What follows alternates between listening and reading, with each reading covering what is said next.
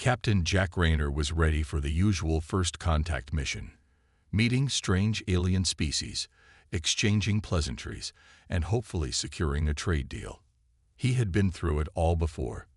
His ship, the Sovereign, landed smoothly on Xylox 7, a beautiful planet with bright green forests and blue skies. The air smelled fresh and the sky looked endless, but Jack couldn't help feeling a little bit tired of the same old routine. He was hoping this mission would be like all the others, brief and straightforward. The landing zone was on the edge of a vast, gleaming city. As Jack stepped out of the Sovereign, he adjusted his uniform and looked around for any signs of life. What he saw made him stop dead in his tracks. Alien creatures, tall and thin with smooth bioluminescent skin, stood in perfect rows, facing him. They had 6 eyes, 3 on each side of their heads, and their skin shimmered in the sunlight, changing colors in a dazzling display. Jack's first thought was that this had to be some sort of ceremonial welcome. He adjusted his stance, put on a smile, and raised his hand in greeting. He was prepared to say, "Greetings from Earth," but before he could even open his mouth, the aliens did something completely unexpected. They fell to their knees. Jack blinked. He stood frozen for a moment, unsure of what was happening. The aliens, every single one of them, dropped to the ground, their heads bowed in complete reverence. It looked like something out of an ancient Earth ceremony, but there was no reason why they would be doing this for him. Maybe they just respected all visitors, he thought, but this felt different. It felt more like worship. The leader of the group, a tall alien with blue and purple skin, stood up slowly. Its 3 pairs of eyes studied Jack intently, as if trying to decide whether he was the figure they had been waiting for. Then, with a voice that was smooth and melodic, the alien spoke. "Praise Thok-Thor, the walking god," it announced, its voice echoing in the quiet air. Jack's eyes widened. "Excuse me?" he asked, trying to make sense of what he had just heard. "His glory sways before us," the alien continued, now addressing the rest of the group. "The god of fertility and wisdom has come to guide us." Jack felt his stomach drop. He opened his mouth to speak again, but couldn't find the words. He had no idea what was going on. Was this some kind of cultural misunderstanding? Surely they didn't think he was a god. A human. A god. It was ridiculous. I'm not a god," Jack stammered, his voice a little shaky. The alien leader blinked its 6 eyes in perfect unison.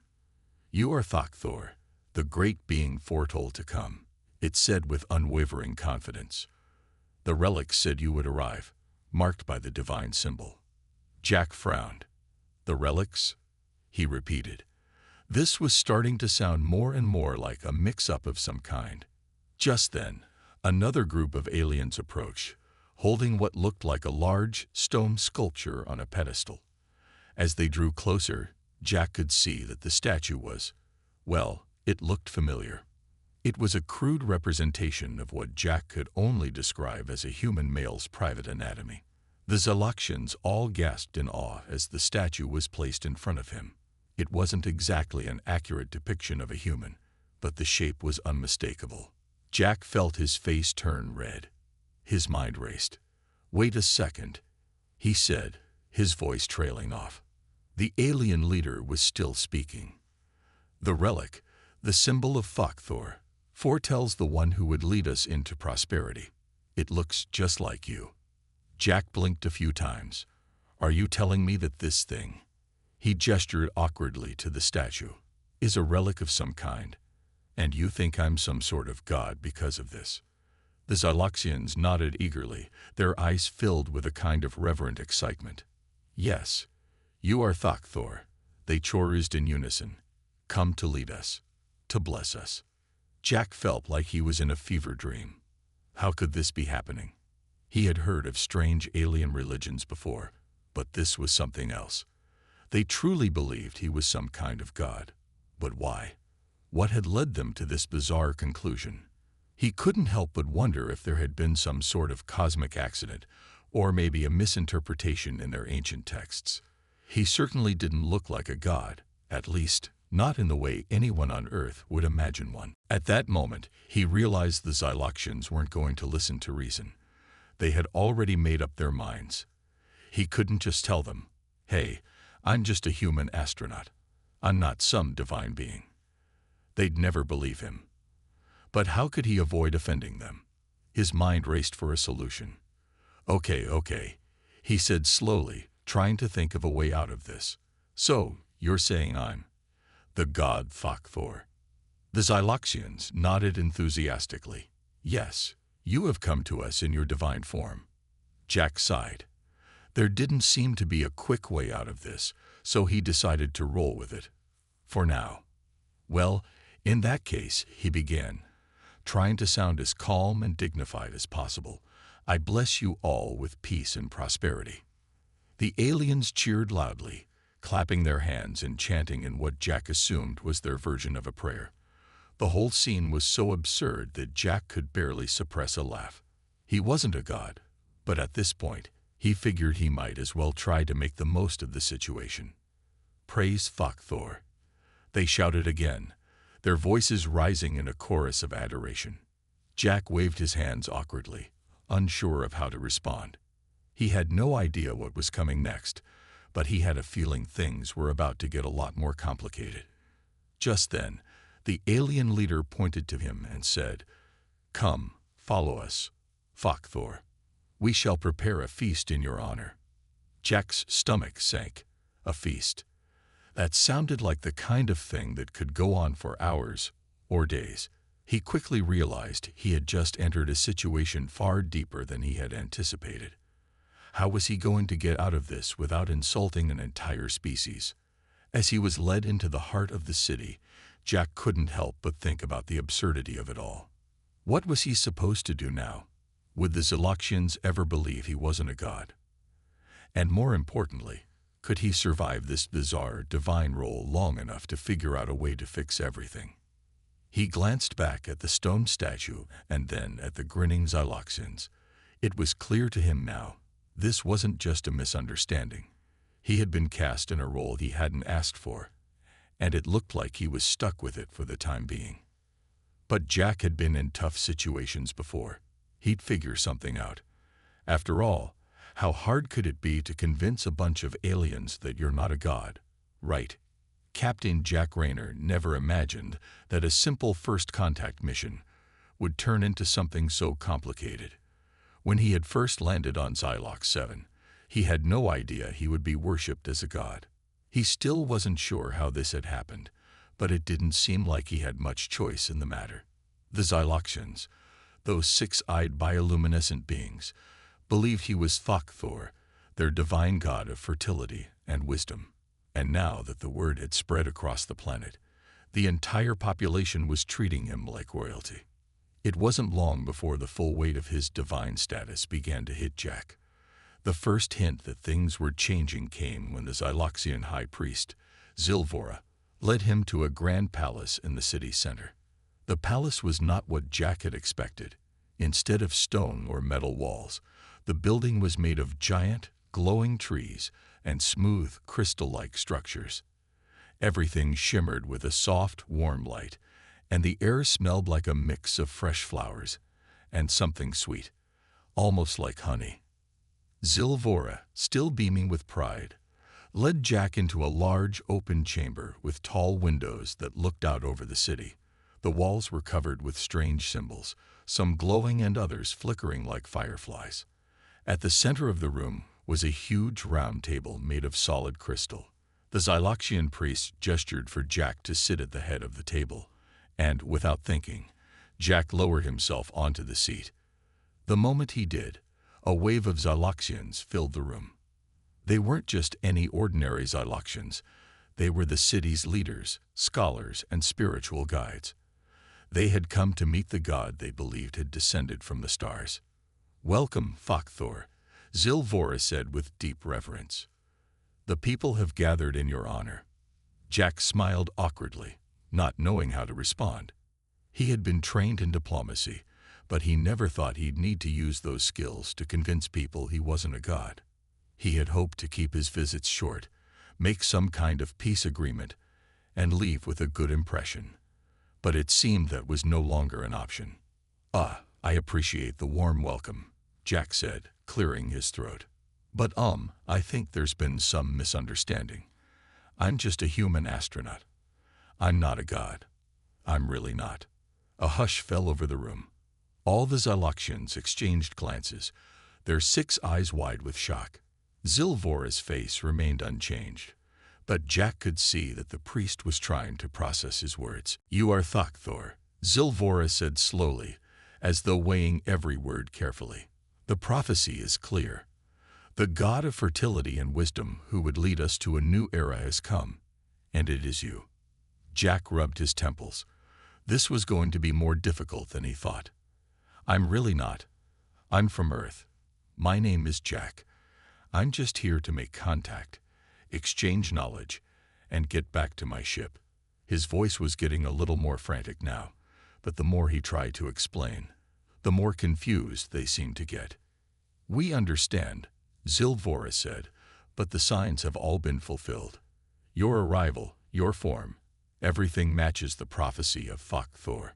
We have waited for you for centuries." Jack let out a sigh. This wasn't going to be easy. The Xyloxians believed in their legends so strongly that they didn't seem willing to listen to reason.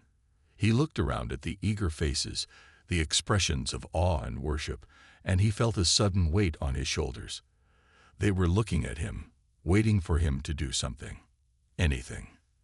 As if his every move was a divine act. A servant arrived, placing a golden bowl filled with strange fruits in front of Jack. The fruit was an odd color, purple, with a shimmer that reminded him of the neon lights in a big city. Jack picked one up cautiously. It looked soft, almost like a plum, but the skin glowed with an otherworldly shine. "Eat, Thor," Zilvora said, his voice heavy with respect. "These fruits are sacred. They have been harvested in your honor." Jack's stomach twisted.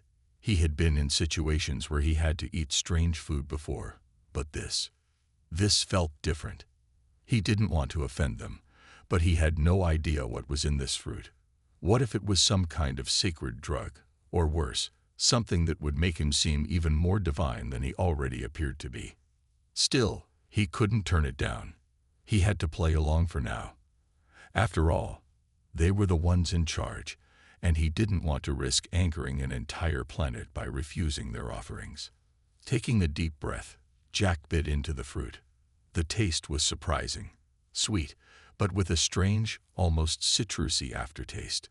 It was actually pretty good, though the idea of eating something this sacred made him feel uncomfortable. The Xyloxians watched him closely as he chewed. They were practically holding their breath. "Thor is pleased," Zilvora announced, smiling broadly. "The god enjoys our sacred fruit.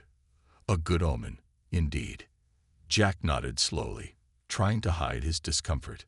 "Yes, it's very good. Thank you," he said politely, hoping they wouldn't notice how stiff his voice was. The next few hours were a blur of strange rituals and ceremonies that Jack had no way of understanding. Every time he moved, it was seen as an act of divine will.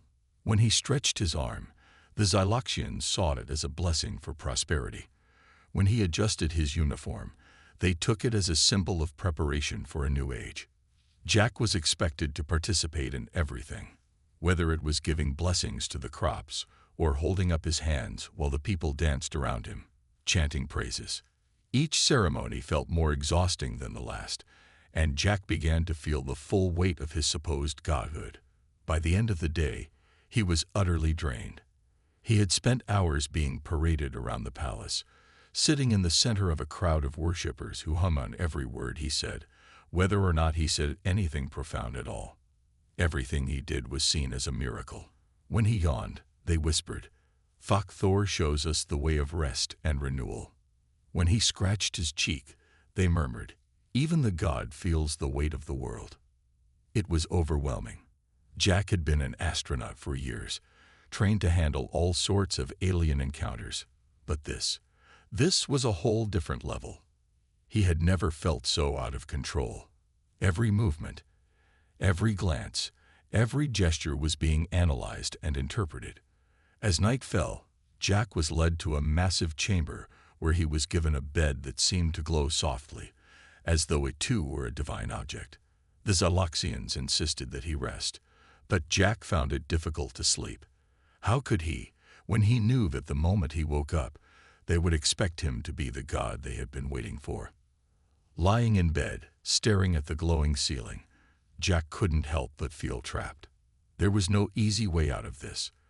The Xyloxians were convinced that he was Thor, and no matter how many times he explained that he wasn't, it didn't seem to make a difference. What was he supposed to do? He wasn't a god. He was a human, a regular person, trying to do his job. But now, it seemed like the fate of an entire planet was in his hands, and Jack had no idea how to get himself out of this mess. How could he escape from this role without causing a massive cultural crisis? As he stared at the ceiling, Jack knew one thing for sure. He was going to have to figure this out. If he didn't, the burden of being Thor might just break him.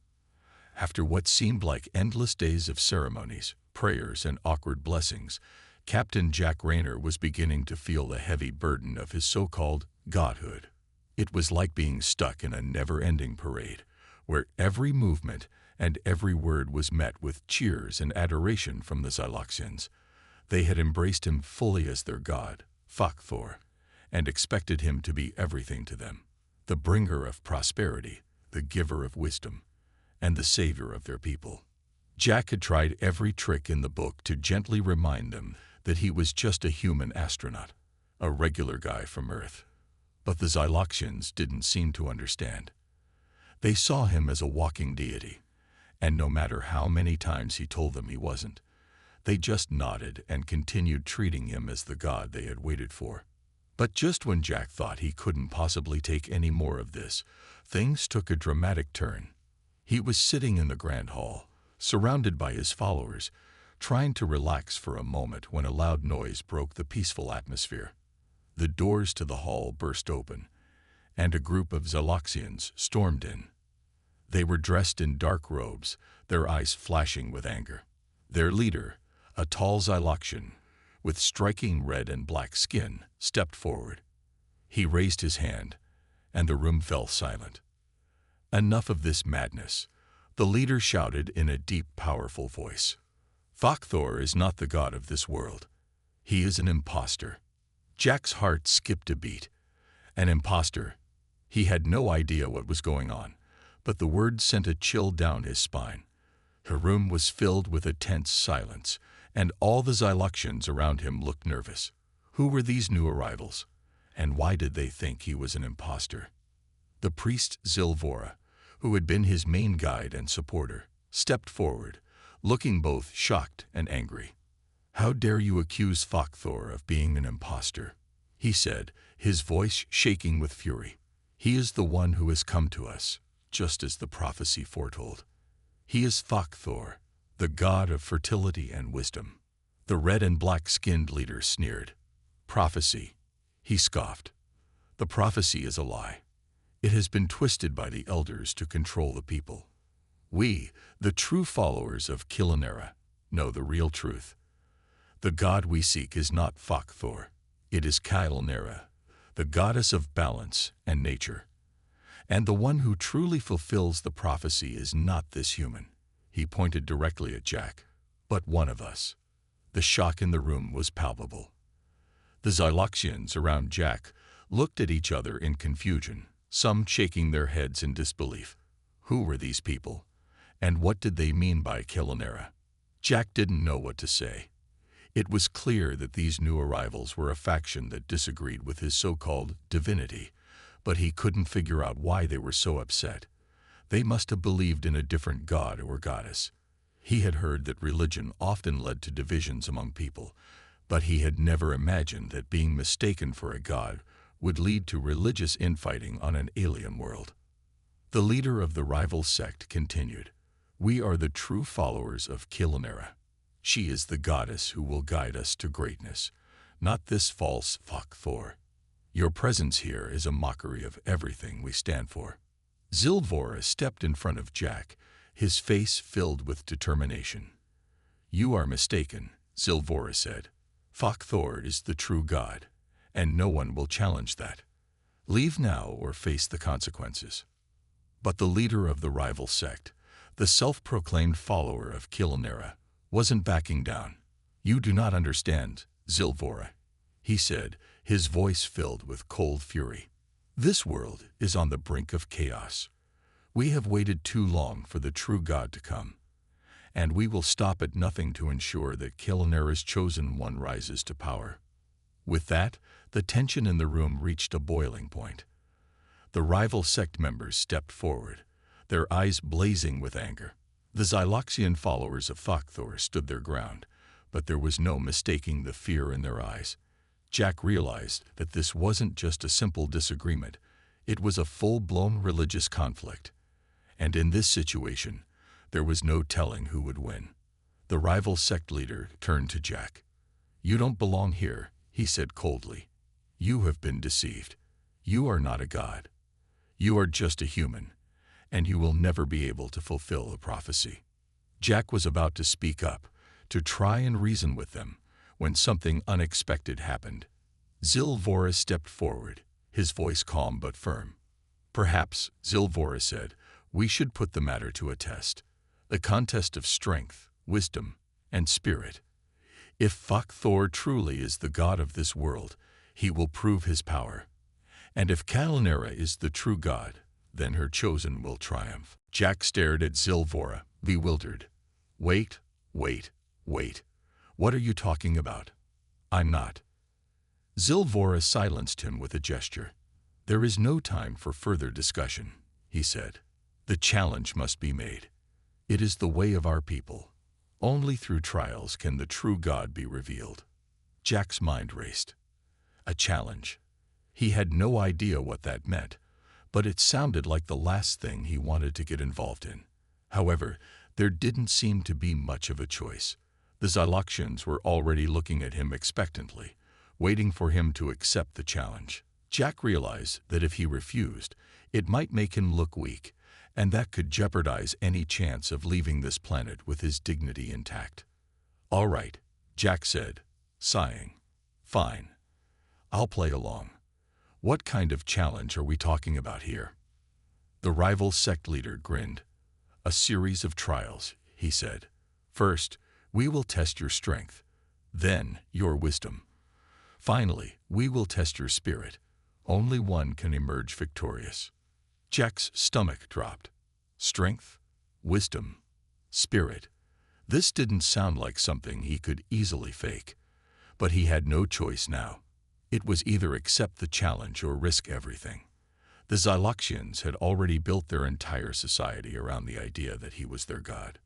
If he failed, he might destroy everything they had worked for. Zilvora turned to Jack, his face serious. Thor, are you ready for the trials? Jack took a deep breath and nodded. I'm ready. And just like that, Jack was thrust into the middle of a contest that would determine not just his future, but the future of an entire planet. Captain Jack Rayner was beginning to feel like he was caught in a storm with no way to escape. The Xyloxian world was unlike anything he had ever imagined. And now, after everything that had happened, he was stuck in the middle of a religious conflict that was about to explode into chaos. It wasn't just a matter of surviving anymore. It was about how to survive without making the situation worse. The rival sect's challenge had thrown him into the deep end. He had no idea how these trials worked, but Jack knew that if he failed, he would not only let down the Xyloxians who believed in him, but he could potentially bring war between the two factions. He had no idea how the prophecy worked or why they had decided he was their god, but now his so-called divinity was under threat. The pressure was overwhelming. The challenge would begin the next morning. The two sects, the Thor followers and the Kilnera believers, had agreed to hold the trials in a large arena just outside the capital city. It was an open space with towering statues of gods and goddesses from Xyloxian history, representing the ancient myths. The people of both factions gathered in the stands, waiting with anticipation for what was about to unfold. Jack could see the tension in the air, like electricity before a thunderstorm. Zilvora, the high priest of the Thor followers, stood by his side, his expression grave. "Thor," he said in a low voice, "this trial will test everything. Your strength, your wisdom, your spirit. But you must remember, the people are watching. Your actions will shape their future." Jack nodded, trying to take in everything Zilvora had said. He knew this was important, but what was he supposed to do? He wasn't a god. He was just a human astronaut who had landed on the wrong planet at the wrong time. And yet, the Xyloxians treated him like a deity. They believed in him. They were willing to fight for him, even though he didn't understand why they believed so deeply. Across the arena stood the leader of the rival sect, the one who had called Jack an imposter, standing tall with the same red and black skin as before. His name was Kalgar, and he had not lost his arrogance since the first time Jack had seen him. Kalgar was confident. He knew what he was doing, and he was certain his goddess, Kellanera, would win. Jack wasn't sure what to expect, but it was clear this was going to be one of the most challenging days of his life.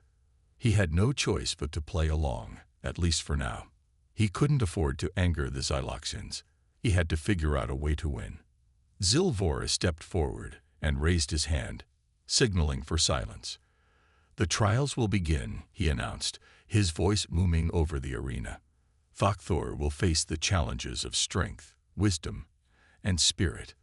The gods will decide who is the true ruler of Xylox 7. A hush fell over the crowd. Jack could feel the weight of their eyes on him. Every movement, every gesture would be analyzed. This was not just about him anymore. It was about the future of the planet. The rivalry between the two factions would shape the destiny of an entire world. But there was a twist. The pillar wasn't just solid stone. It was alive. Vines and thorns grew from the stone itself, twisting and reaching out to grab anything that touched them. The Xyloxians called it the living pillar, and its tendrils were notorious for making even the strongest warriors falter. Zilvora turned to Jack. "Only the chosen one can reach the orb," he said. "This is a test of your strength and determination." Jack looked up at the pillar. It was taller than he thought.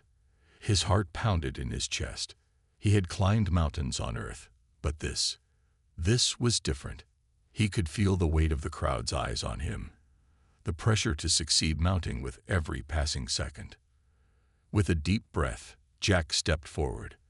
The Xyloxians watched with bated breath as he reached for the pillar. The vines immediately began to writhe, attempting to pull him in.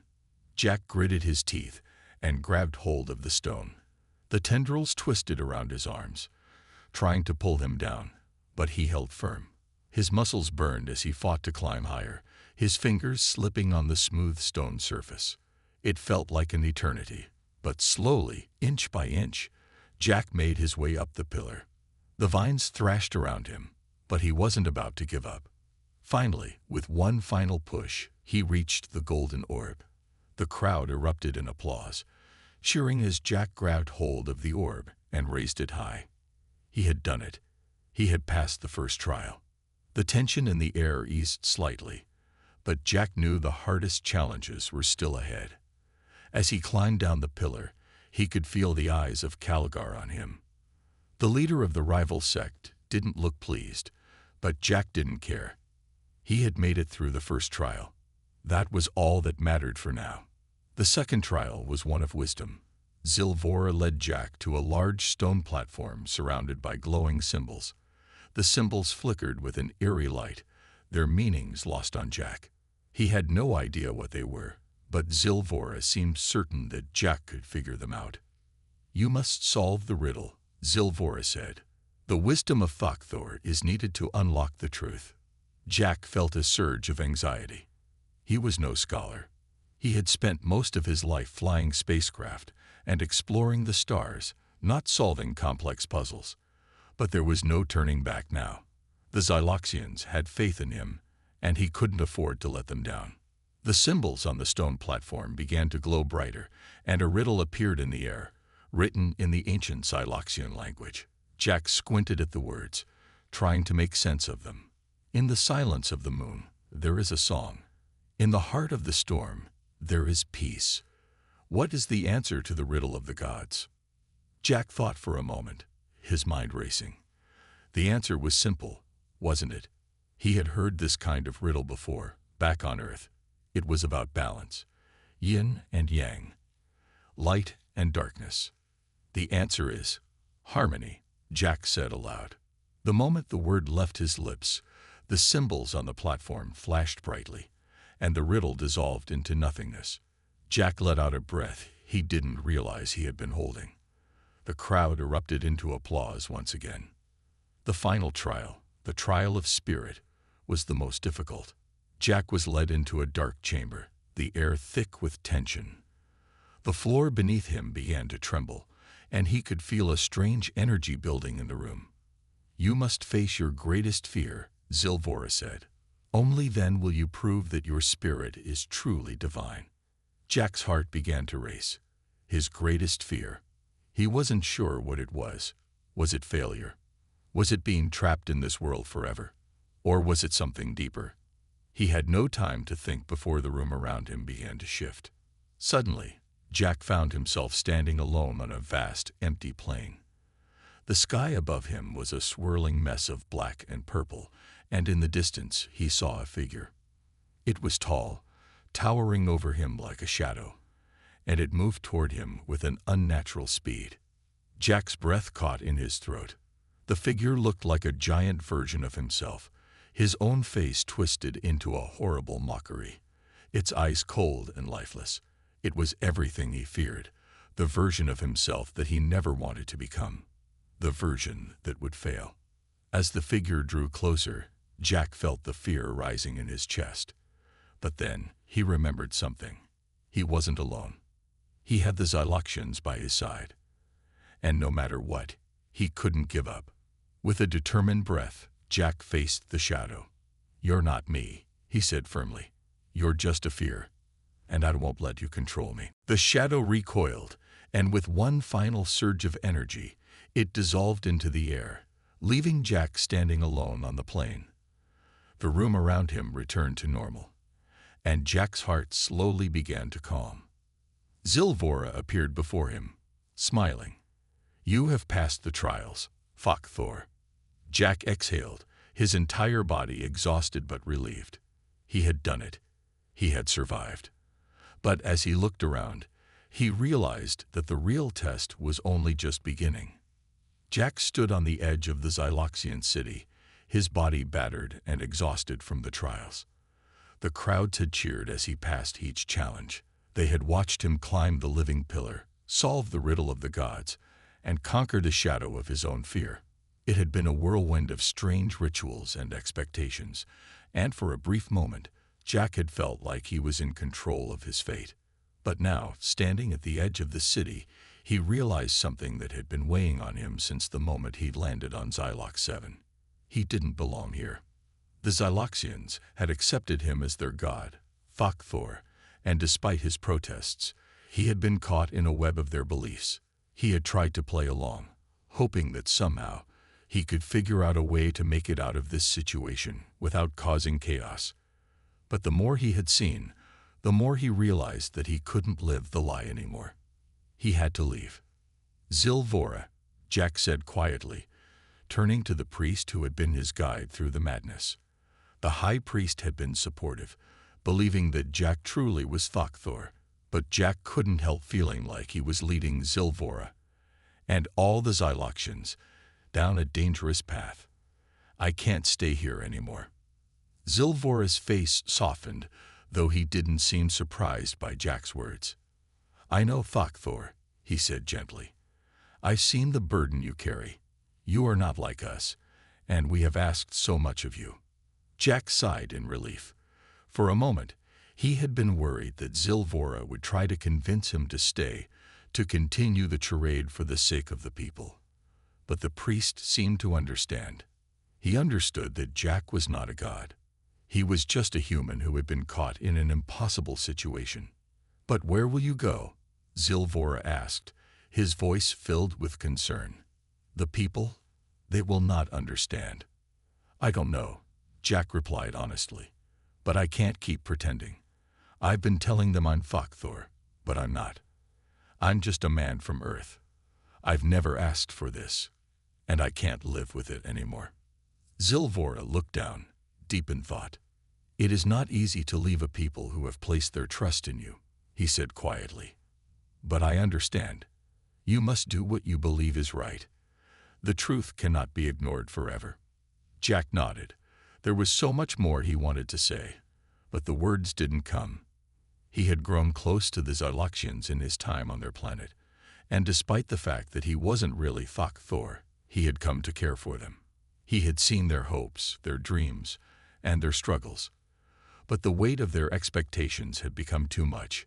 He couldn't be their god, no matter how badly they wanted him to be. "We should leave," Jack said after a long pause.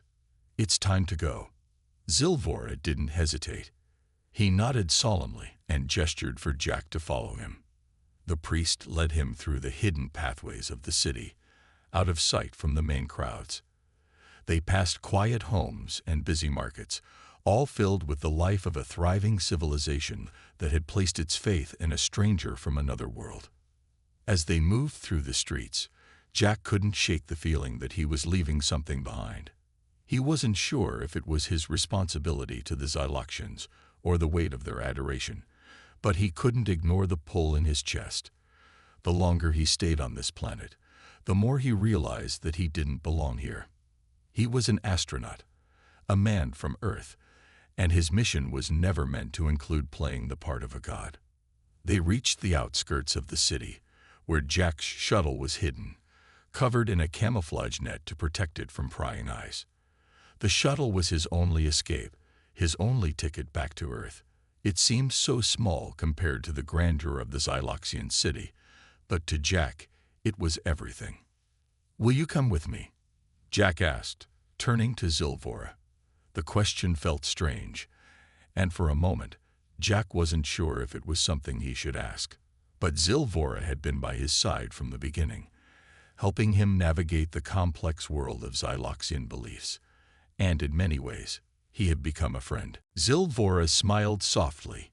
"My place is here, Thor," he said. "I cannot leave my people, but I will always remember what you have done for us. Perhaps one day the people of Xylox 7 will understand the truth, that it was never about a god coming to save them. It was about finding their own strength." Jack felt a pang of guilt, but he knew that Zilvora was right. The Xyloxians had to find their own path. They had to understand that relying on a deity, especially one that wasn't real, would never lead them to true progress. They had to learn to stand on their own, without needing a god to solve their problems. "Thank you," Jack said softly, "for everything." Zilvora nodded. "May you find peace, Thor." With a final glance at the priest, Jack climbed into the shuttle, sealing the door behind him. He started the engines, watching as the city of Xylox 7 grew smaller in the distance. As the shuttle ascended into the sky, Jack couldn't help but reflect on everything that had happened. He had come to this planet by accident, thinking it would be just another routine mission. But nothing had gone according to plan. He had become a god in their eyes, worshipped and adored by a civilization that had placed its faith in him. And now he was leaving. As the shuttle broke through the atmosphere and headed toward the stars, Jack allowed himself a moment of silence. He gazed out of the window, watching the blue-green planet grow smaller until it was just a speck in the distance. It was a beautiful world, full of life and potential. But it wasn't his world. His place was on Earth, with his people, where he could truly make a difference, without being seen as a false god. Jack set the shuttle on course for the nearest space station, where he would be able to communicate with Earth and arrange his return. He had no idea how long it would take, or what kind of reception he would get, but for the first time in weeks, he felt a sense of relief. He wasn't Thor. He was Jack Rayner, a man from Earth, and that was enough. As the stars stretched out before him, Jack's mind turned inward. He thought about the Xyloxians, about their hopes, their dreams, and the impossible weight of their expectations. He had tried to help them, but in the end, it was clear that the only one who could save them was themselves. They didn't need a god. They needed guidance, leadership, and the strength to believe in themselves. And maybe, just maybe, one day they would come to realize that the god they had been waiting for had never been a man from Earth. It had always been within them.